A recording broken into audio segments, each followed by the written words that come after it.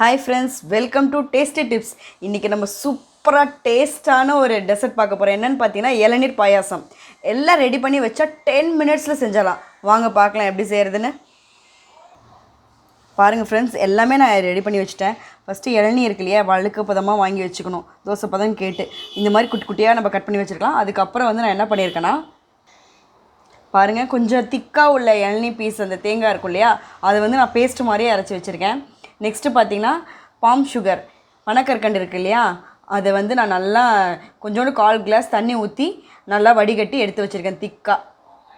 பாருங்கள், பால் நான் தண்ணி ஊற்றாமல் காய்ச்சி ஆற வச்சு வச்சுருக்கேன். பால் பிடிக்காதவங்க அதை ஸ்கிப் பண்ணிடலாம்.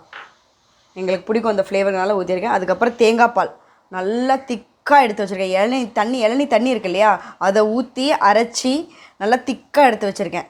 அதையும் நம்ம ஊற்றிடலாம். நெக்ஸ்ட்டு பார்த்திங்கன்னா நம்ம இளநீ அரைச்சி வச்சுருக்கோம் இல்லையா, அதையும் நம்ம இதில் ஆட் பண்ணிடலாம்.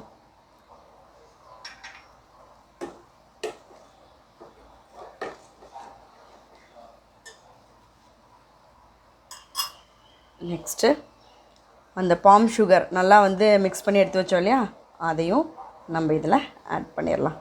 சுகர் வேண்டாம், இதுதான் நல்லாயிருக்கும், இந்த டேஸ்ட்டு தான். நெக்ஸ்ட்டு கண்டென்ஸ்டு மில்க்கு, அது பார்த்துட்டு டேஸ்ட்டு எவ்வளோ இனிப்பு வேணுமோ அதுக்கு தகுந்த மாதிரி ஊற்றிக்கோங்க. ஏன்னா நம்ம அந்த பாம் சுகர் சிரப்பு ஊற்றிருக்கோம். அடுத்தது ஏலக்காய் லைட்டாக நச்சு வச்சுருக்கேன், அவ்வளோதான். அதையும் போட்டுடலாம். எல்லாம் ரெடி பண்ணி வச்சா சீக்கிரம் ஒரு 10 மினிட்ஸில் செஞ்சிடலாம். நம்ம இந்த வாயில் இந்த இளநீ பீஸ் கடிப்பட்டால் தான் டேஸ்ட்டாக இருக்கும். அதனால் நல்லா தோசை பதமாக உள்ளதை குட்டி குட்டியாக சாப் பண்ணி வச்சுருக்கேன். அதையும் இதில் போட்டுடலாம்.